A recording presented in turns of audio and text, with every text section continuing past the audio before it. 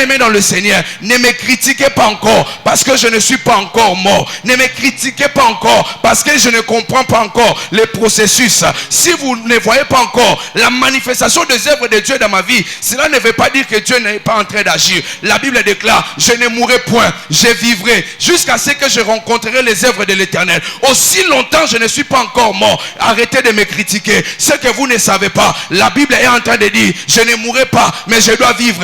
Comme je ne suis pas mort, je rencontrerai les œuvres de l'Éternel. Regarde ton voisin, dis-lui, je rencontrerai les œuvres de l'Éternel. Peu importe la durée de la nuit, je finirai par rencontrer les œuvres de l'Éternel. Ça peut prendre le temps, je peux être barré, je peux être effacé, je peux passer à côté, mais je finirai par rencontrer les œuvres de l'Éternel. Ce ne sont pas des œuvres d'un humain, ce sont les œuvres de l'Éternel. Et comme ce sont des œuvres de l'Éternel, il n'y a que lui qui peut faire en sorte que je le témoigne. Il n'y a que Dieu, il n'y a que Dieu. Regarde ton voisin, dis-lui, arrête de me critiquer. Ce que tu ne sais pas, mon temps est en train d'arriver de témoigner la main de l'Éternel. Je prie que Dieu Tout-Puissant bouge des choses au ciel afin que vous puissiez témoigner la main de l'Éternel. Dans Luc chapitre 1er, nous voyons l'histoire d'Élisabeth. Élisabeth, elle n'avait point d'enfant. Élisabeth était appelée stérile. Lorsque vous lisez, l'ange a apparu. Il est venu parler à Marie. L'ange a dit à Marie, il a dit à Marie, tu as trouvé grâce devant Dieu, mais tu tomberas enceinte.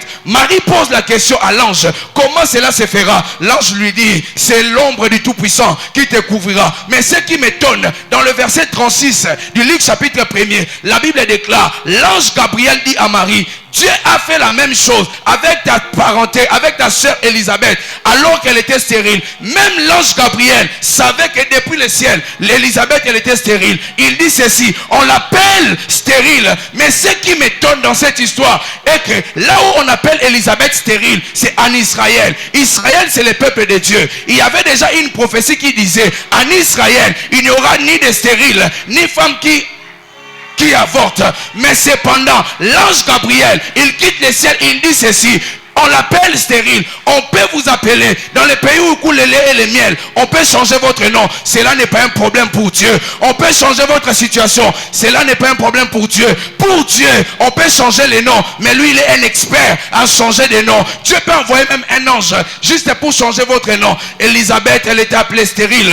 Mais les gens étaient étonnés. Avancée de son âge, elle a enfanté. Et lorsque je lis la Bible, je vois encore son mari qui s'appelait Zacharie. C'est que les gens ne savaient pas. Zacharie voulait simplement dire, Dieu se souvient. Lorsque Zacharie était en train de servir Dieu, les gens se moquaient de lui. Les gens disaient, il a pris de l'âge. Il a pris de l'âge. Rien ne va s'avancer dans sa vie. Zacharie se disait, vous ne connaissez pas mon nom. Moi, mon nom fait seulement dire, Dieu se souvient. Dieu se souviendra de toi. Il s'est souvenu de Zacharie. Il se souviendra de toi. Ce dimanche, c'est un dimanche de souvenir. Oh mon Dieu. Je disais que ce dimanche soit pour toi un dimanche de souvenir. Zacharie servait, mais il ne savait pas que Dieu était en train de se souvenir de lui. Lorsque Zacharie travaillait, Zacharie était en train de travailler. Dieu, il entend. Comme c'était un sacrificateur, il commence par l'adoration. Il commence par le louange. Dieu entend au ciel. Il pose la question aux anges. Qui est en train d'adorer là-bas? Qui est en train de célébrer là-bas? Les anges pour dire à Dieu, mais c'est Zacharie. Après Dieu dit, oh, Zacharie, je l'avais oublié. Qu'est-ce que signifie Zacharie? On regarde dans les annales. On dit Zacharie veut dire, Dieu se souvient. Et Dieu a dit à Gabriel, trop c'est trop. Je devais me souvenir de lui il y a quelque temps passé.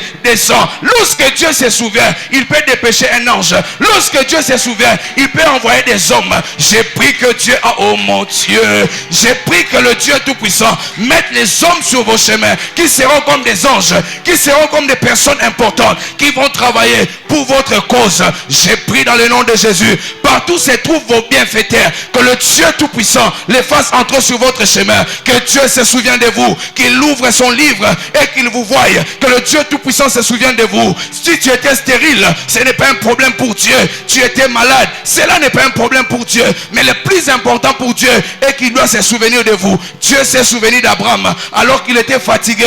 Les gens peuvent dire vous êtes avancé en âge. Rien de bon peut, oh mon Dieu, rien de bon peut sortir de quelqu'un qui a déjà pris de l'âge. Mais ce que vous ne savez pas, en Dieu il y a le mécanisme de donner le courage, de donner l'énergie, de donner la force à celui qui est fatigué, si tu es fatigué, lève-toi, continue, parce que tu n'es pas mort. Vaut mieux celui qui est vivant que celui qui est mort. Moi, je ne parlerai pas des chiens et des lions, mais vaut mieux toi qui n'as pas les pains que celui qui est déjà mort. Aussi longtemps tu n'es pas encore mort, tu vivras et tu témoigneras les bontés de l'Éternel. Regarde ton voisin, tape-lui sur le cou, dis-lui: avant la fin de cette année, je finirai par témoigner les œuvres de l'Éternel. J'ai demandé que tu tapes ton voisin, qu'il ne t'intimide pas. Dis-lui: ne me critique pas maintenant, parce que ce que tu ne sais pas, le processus de Dieu est en train, oh mon Dieu, l'ordinateur divin est en train d'être appuyé sur entrée pour que j'entre dans ma destinée. Le processus de Dieu est déjà arrivé. Dis à ton voisin: